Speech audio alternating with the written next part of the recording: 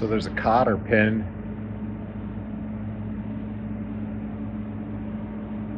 It's hard to see in that light,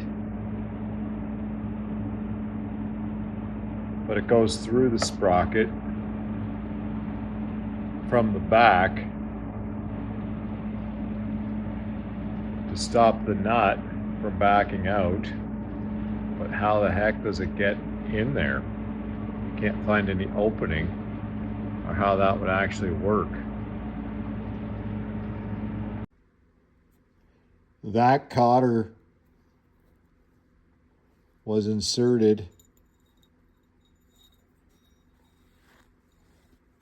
through the back of the sprocket, came out the front, and it would stop the nut. I have no idea how they got it in from the back